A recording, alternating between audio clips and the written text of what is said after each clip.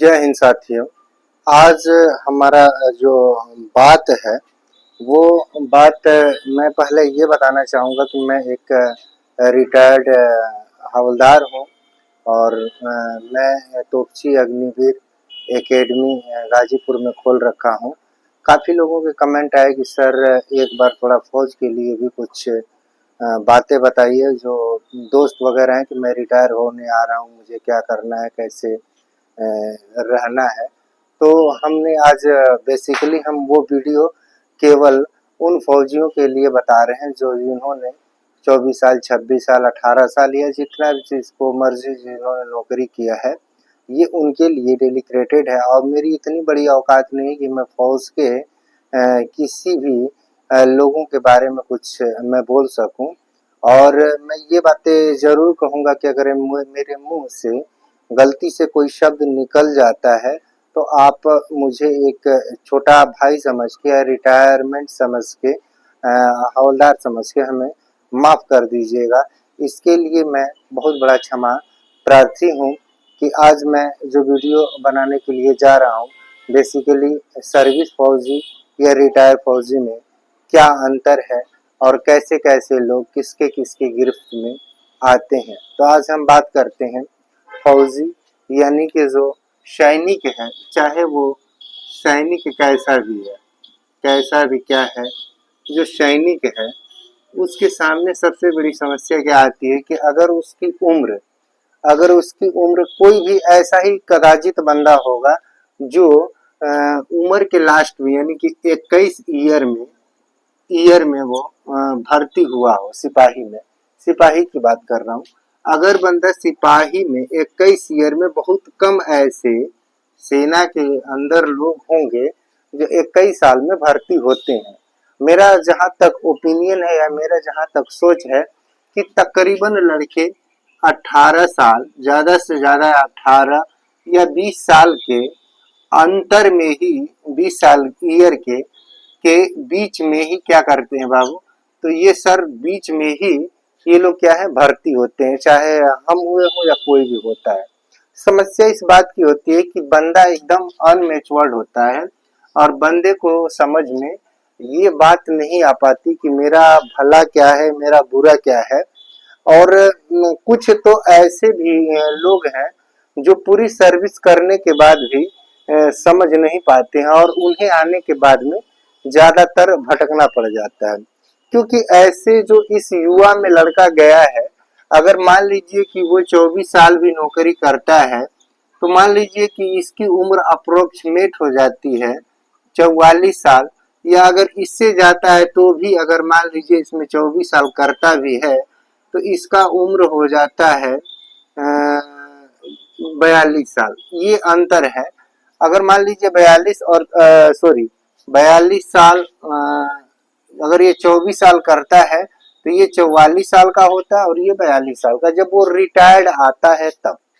अब रिटायर्ड आता है उससे पहले क्या है कि जब वो नौकरी कर रहा होता है तो उसके बड़े संपर्क होते हैं। जैसे संपर्क मीन्स कि गांव वाले लोगों से ज्यादा, और जितने ये गांव वाले लोग हैं, चाहे आपके गांव के हो या हमारे गांव के हो, इनको केवल केवल आप जो कैंटीन से बोतल लेकर के आते हैं, बोतल, इनको केवल केवल आपके बोतल से मतलब है और आप कितना पैसा कमा करके आए हैं आपके मनी से मतलब है। दो चीजों से इनको क्या है, इनको मतलब है।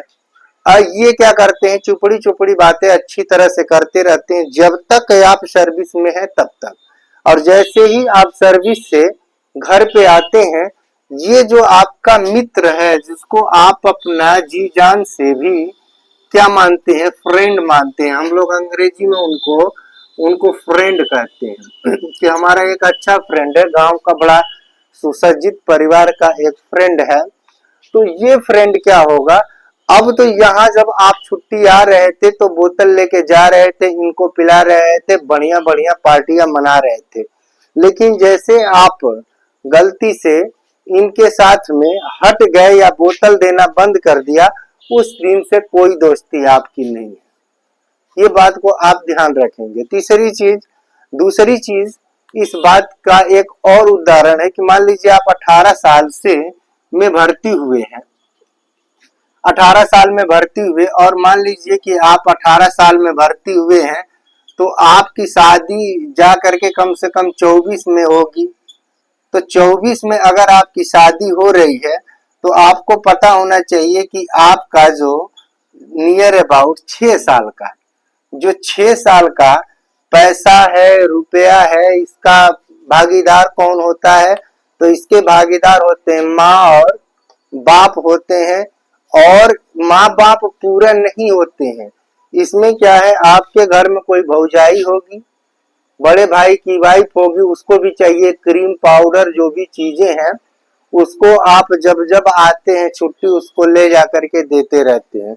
ये हमारी सबसे बड़ी कमी होती है। जिस दिन आपकी शादी होती है उस दिन क्या होती है, भौजी से टकरार होता है, और भौजी से टकरार मीन्स कि भैया से टकरार, ये सुनिश्चित है। तो वहां पे एक तो व्यवहार, यहाँ पे शादी के बाद में पहला व्यवहार अपने भाई से, दूसरी चीज आपके मदर फादर से, क्योंकि पहले तो आप पैसा दे रहे थे, तनख्वाह थी, 1 मिनट के लिए सोचिए 20,000 तो आप दूसरे बंदे से फौज में ले करके 60,000 रुपया दे दिए।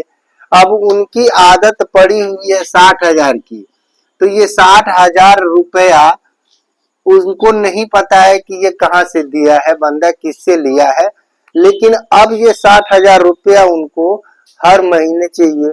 अगर वो जैसे शादी होगी तो दुल्हन भी होगी आपकी, तो उसके भी तो खर्च बढ़ेंगे, यानी कि इसमें से अगर 25% भी निकाल देते हैं तो अपने परिवार के लिए, फैमिली के लिए, तो ये कम हो जाएगा। और कम होने के बाद में यहाँ पर आपको मिलेगा कितना, 30,000 रुपया मिलेगा गलती से, और 30,000 में 25% अगर अपने उनको दे देते हैं 7,000 नियर अबाउट अपने बाल बच्चों को देते हैं, तो इसमें से 7,000 नियर अबाउट कटेगा और ये कम होगा। कम होने के बाद में यहाँ पर मदर और फादर भी बोलते हैं, क्या बोलते हैं, तूने जिंदगी में किया क्या है। जिस दिन ये बात समझ में आ जाती है कि जब खुद का माँ और बाप, जिस दिन शादी होता है और शादी होने के बाद में ये कहते हैं कि तूने जिंदगी में किया क्या है, अपना कमाया या अपने लिए किया, अपने बीवी के लिए किया हुआ है, उस दिन बंदे का क्या है, पूरा पैर तले क्या हो जाता है, पैर तले जमीन सरक जाती है, और उसको फिर कुछ समझ में नहीं आता। फिर भी ये बोलता है कि कोई बात नहीं, ये हमारे माताजी हैं और ये हमारे पिताजी हैं। ये बात तो ठीक है। इसके बाद में धीरे धीरे उसकी सर्विस बढ़ती है। जब सर्विस बढ़ती है तो उसके क्या होते हैं कि बच्चे भी होते हैं। जैसे बच्चे होंगे, बच्चों में भी खर्च लगने लगेगा। ये पैसा हो जाएगा कितना, तो इस बच्चों में भी 25% होगा, यानी कि अब खर्च आपका हो गया 50%। तो इसमें 15,000 रुपया बचेगा। इस 15,000 रुपया के पीछे जो पहले लोग आपके 60,000 रुपया को देख रहे थे, चाहे साली हो चाहे सड़ुआई हो, जितना मैं तो बोलता हूं कि जितना अपने सर्विस के दौरान अपने भाई को, भौजाई को, या अपने रिश्तेदारों में जितना सूटकेस अगर एक फौजी बांट देता है, सीएसडी का सामान फौजी बांट देता है, उतने में सिविलियन 40 वर्ष के बाद एक टीचर बनता है, उतने में वो अपना घर बनवा लेता है। सोच लीजिए बात कि अगर हम इस बात को लेकर के चलते हैं कि हमारे पास में, फौजी आदमी के पास में होता क्या है, फौजी आदमी के पास में इतने पैसे होते हैं और इतने कम उम्र में पैसे होते हैं कि शायद उसको अगर वो बचा ले और उसको समझ ले, तो उस पैसे की बात मैं बता रहा हूं कि वो पैसा एक 10वीं पास है, 10th पास के पास में, 10th पास और सिविल का जो पीएचडी किया हुआ है, इसके बराबर ये तब तक ये अर्न कर लेता है। लेकिन क्या होता है, अनमेच्योरिटी के कारण इसकी सैलरी इधर उधर जाना शुरू हो जाती है। अब दूसरी बात, हम एक बात और ध्यान देने वाली और बात बता रहे हैं कि जब तक हम सर्विस में हैं तब तक हमारे दोस्त मित्र बहुत हैं, और जब जब हम आते हैं गलती से पेंशन, तो उनका हुजूम लगा होता है। हुजूम यानी कि अगर वो अपना दिखावटी के लिए दूसरे से क्या करेगा, वो दूसरे से बढ़िया क्या करेगा, कार लेके आएगा, आपसे मिलने के लिए कार ले आएगा। और आप सोचेंगे कि ये कितना बढ़िया ये कार में घूम रहा है, क्या है, मेरा दोस्त है, निकालो यार इसके लिए ब्लेंडर प्राइड निकालो, इसको क्या निकालना है, ब्लेंडर प्राइड निकालो, स्नैक्स बनवाओ अपने बीबी और बच्चों से। क्या करेंगे आप, बार बार उसको प्रेशर देंगे और ये खाएगा भी पिएगा भी और जाके बाहर हमारे जैसे को बोलेगा, आया क्या कि चूतिया फौजी, हमने साले को मतलब फुद्दू बना करके हमने खूब बढ़िया पिया। अब पीने के बाद में प्रस्ताव भी रख दिया उसके सामने कि फलाने जगह की जमीन, क्या है बाबू, जमीन, क्योंकि जितना इस हिंदुस्तान में जमीन नहीं है उससे ज्यादा घर घर में डीलर है। और वो डीलर गिद्ध की तरह उन्हीं की तरफ देख रहे हैं कि कौन बंदा पेंशन आ रहा है, कौन बंदा पेंशन आ रहा है। उसके साथ में इनका इतना बढ़िया लगाव हो जाता है कि अपने घर के माँ बाप भाई बहन सबको वो भूल जाते हैं। तो यहाँ पे क्या करेगा कि यहाँ पर ये चीजें, यहाँ पे ये धोखा खा जाता है। तो ये धोखा खाता है और इसके बाद में ये ऐसा धोखा खाता है, ऐसा धोखा खा जाता है कि इसको उभरने में समय बचता ही नहीं है और लास्ट में प्रेशर पड़ता है और गलती से इसको क्या करना पड़ता है बाबू, तो एटीएम पे 10,000 में चाहे 7,000 में क्या करेगा, इसको खड़ा होना पड़ता है, इसकी मजबूरी। अब आप बताइए कि ए ग्रेड का हवलदार साहब है, आज भी यही ग्रेड का हवलदार साहब है, उसके नीचे ही कितनी बड़ी नौकरियां हैं, उनके नीचे उसको तनख्वाह है और उसकी सैलरी के बराबर मुझे तो नहीं लगता है कि किसी भी सर्विस के अंदर उसको जो सैलरी मिलती है उतनी सैलरी जो बहुत पढ़े लिखे लोग हैं और फैसिलिटी के बाद उतनी सैलरी नहीं मिलती है।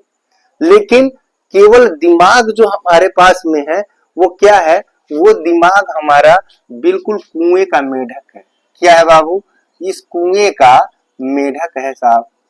अगर इस कुएं के मेढक को हम थोड़ी देर के लिए बाहर निकालते हैं तो वो सोच लेता है कि बस पूरी दुनिया इसी में है, इसी कुएं के अंदर पूरी दुनिया है।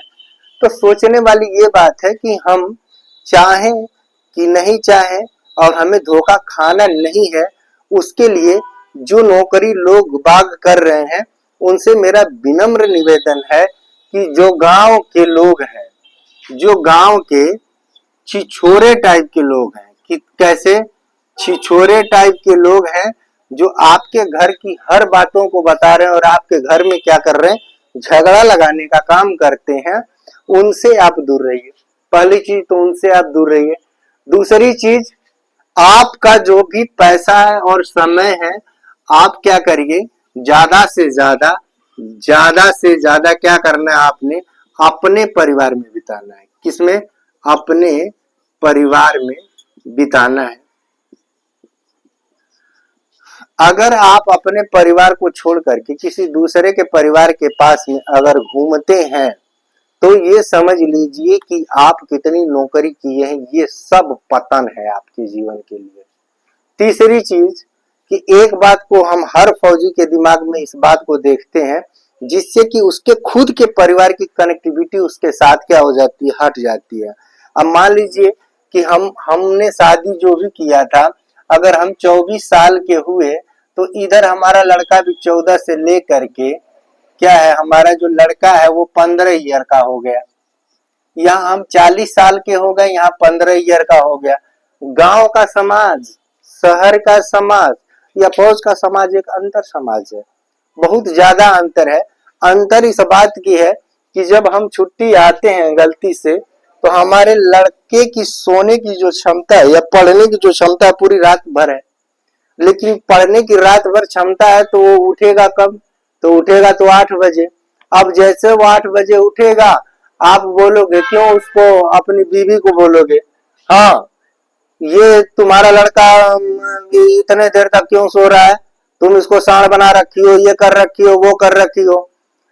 ठीक है, वो गलती से नहीं बोलेगी आपको, चलिए जी, ये भी बात सही है, औरत को भी लिए उसके लड़के को, लड़का तो उसके साथ में लगातार रह रहा है, लड़का तो लड़का उसके साथ में है, तो सबसे ज्यादा प्रिय कौन होगा? वो लड़का ही प्रिय है, आप प्रिय नहीं है, आप केवल एक धेनु गाय हैं। समझ में आ गई बातें? आप एक धेनु गाय हैं कि आप छुट्टी आए हैं, आपके बीवी बच्चे आपको कितना दूध निकाल लें, बस इससे उनको मतलब है, न तो आपका कोई सुख है उनको, न कहीं कुछ है। और तीसरी चीज जब आते हैं तो बच्चे और बीवियां क्या करती हैं पता है? कैलेंडर में दिन काटती हैं। क्या करती हैं? 1 तारीख, 2 तारीख, 3 तारीख, 4 तारीख, एक एक दिन खत्म होता है तो ये कैलेंडर में दिन काटती हैं। और इनके बच्चों को भी, हमारे बच्चों को भी औरतें सिखाती हैं कि पापा छुट्टी आ रहे हैं, बोलना नहीं। सोच लीजिए, इतनी बड़ी चीजें हो जाती हैं कि मतलब उससे बोलना नहीं, यानी कि यहाँ पर एक जो कनेक्टिविटी हमारे परिवार का है, सबसे बड़ा चीज है कि वो टूट जाता है।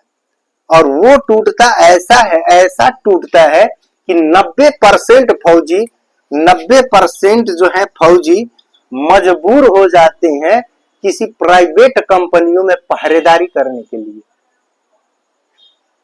क्यों? क्योंकि ये सूझ कम है, ये बूझ कम है। सूझ मीन्स क्या है?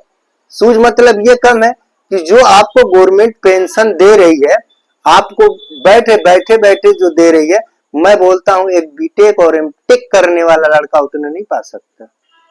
उसमें आप खुश रह सकते हैं, लेकिन हमारी सोच क्या है? आज हम पेंशन आए हैं तो भैया पहले तो एक कार लिया जाएगा। कार कैसा होगा भाई? तो एकदम लग्जरी कार। वो किससे कार खरीदा जाएगा? तो वो कार खरीदा जाएगा किससे? हमने तो पहली बात तो कंप्यूटर ले लिया है, दबा के कंप्यूटर लिया है। जैसे कंप्यूटर ले लिया है, गांव वालों को पहले बता दिया भैया 50 लाख लेके आ रहा हूं। अब उस 50 लाख पे ऐसे गांव समाज शहर वाले ऐसे गिद्ध की तरह पड़ेंगे कि महीना नहीं जाएगा। क्या बाबू? महीना भी नहीं जाएगा और इस महीने में 50 को ये खंडहर करके छोड़ देंगे। इस 50 लाख को खंडहर, यानी कि आर्थिक स्थिति यहां भी डाउन हो गई। क्यों? कि हम अपने बीवी बच्चों की बातों को नहीं मानते हैं, हम उस छछोले की बात को मानते हैं जो कि हमारे जीवन का कोई अंग नहीं है। इसके बाद में वो खरीदवा देगा, खरीदवाने के बाद में आपको जब ईएमआई जमा करना पड़ेगा तो आपके पास में ईएमआई के लिए पैसे क्या 27,000 रुपया होगा। इस 27,000 के पेंशन में आप इस बात को सोच लीजिए कि कौन सा ईएमआई भरेंगे, कौन से लड़के का आप फीस देंगे, बताइए। हाँ, कौन सी लड़की को आप पढ़ा लेंगे?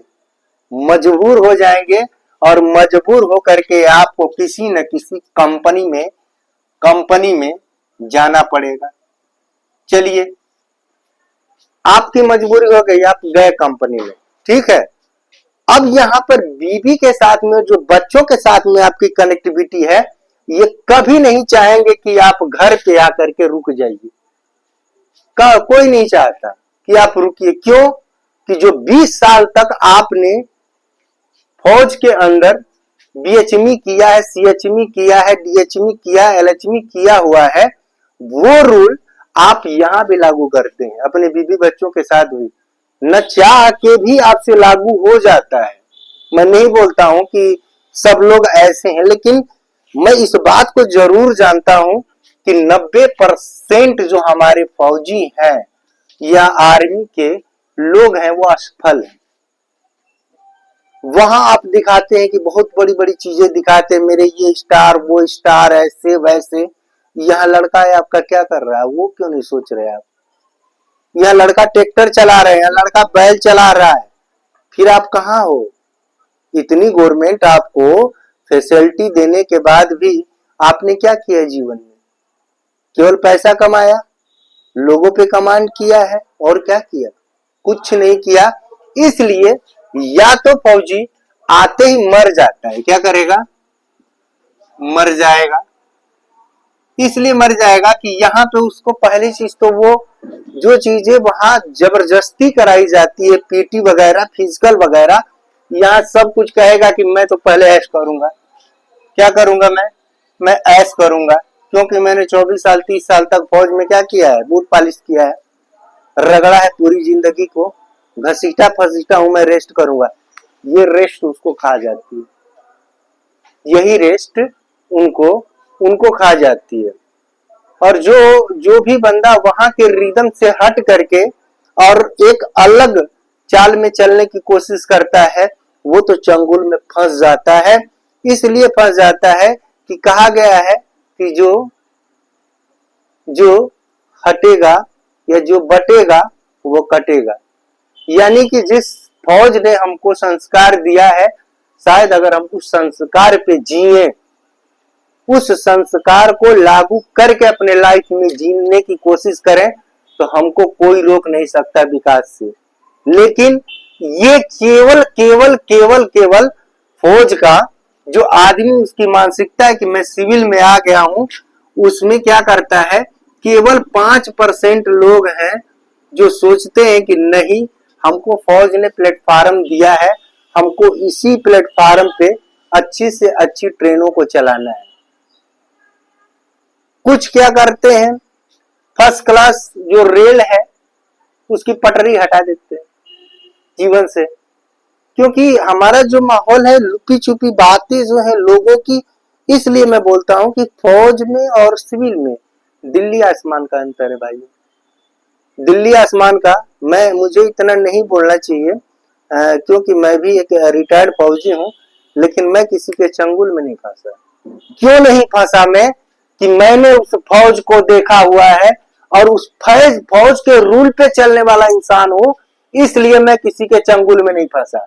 सब कुछ मैंने किया, घर बनवाना, ये करना, वो करना, खेती बाड़ी करना, सब कुछ करना, लेकिन उसकी एक नियम है। नियम क्या है कि जब आप गए थे तो आपने 6 महीना बेसिक किया था। कितने मंथ? 6 महीना आपने बेसिक किया, 4 महीना आपने एडवांस किया था कि नहीं भाई?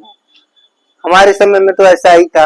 यानी आपने 10 महीना तक जब वहां रगड़ा पट्टी खाने लगे, तब जब वहां से लोग या अफसर या कोई सीनियर गुजरता था, तो हम बोलते थे जय हिंद साहब, जय हिंद। पूरा स्कार्ट चिल्लाता था जय हिंद जय हिंद जय हिंद जय हिंद। क्यों? क्यों कि हम एक युवा थे और हम सेना में गए थे और सेना के माहौल में हम ढल चुके थे। लगा था 10 महीना, लेकिन वहां हम 24 साल करके आ रहे हैं। तो कृपया करके भाइयों, कृपया करके हमारे फौजी वीर जवानों, आप भी आते हैं तो 24 महीना केवल शिथिल हो जाइए, पागल बन के रह लीजिए। इसके बाद जो आपकी आर्थिक स्थिति, आपको क्या खरीदना है, क्या करना है, कौन सा प्लॉट लेना है, कौन सा घर बनवाना है, कौन सा कार खरीदने हैं, बस बस केवल अपने पैसे को आप जितना साल नौकरी किए हैं उतने महीने बस रोक लीजिए, आप महान हो सकते हैं। चलिए, मैं ज्यादा ना बात करते हुए, जितना मुझे ज्ञान था और जितना मुझे सिखलाई मिली है इस सिविल की, वो मैंने आप लोगों के सामने बताया है। और मैं ये आप लोगों से बहुत क्षमा प्रार्थी हूँ। क्षमा प्रार्थी इसलिए हूँ कि अगर मैं बोल रहा हूँ तो एज एक मैं जूनियर हूँ, और जिस समय एक जूनियरिटी और सीनियरिटी वाली बातें अभी बता देता हूँ कि एक अगर आ जाता है ना, कोई भी आता है, तो अगर मान लीजिए कि कोई एक सिपाही है, तो यहाँ जमीन अगर मान लीजिए वो कोई डीलिंग का काम कर रहा है, तो उससे वो सूबेदार साहब नहीं खरीदेगा जमीन। क्यों नहीं खरीदेगा? कि तू मेरे से जूनियर है, तू मेरे को कौन होता है देने वाला भाई। लेकिन वो फंसता है कहां जाकर के, किसी चुपड़ी बातों में जाके फंसता, और 1-2 लाख नहीं फंसता, वो सीधे 7 से 8 लाख रुपया फंस जाता है। क्योंकि एक फौजी ही एक ऐसा है जो एक फौजी को अपना भाई समझता है। बाकी इस दुनिया इस हिंदुस्तान में अपने भाई को कोई नहीं समझने वाला है। इसी के साथ मैं अपने वाणी को विराम देता हूं। जय हिंद, जय भारत।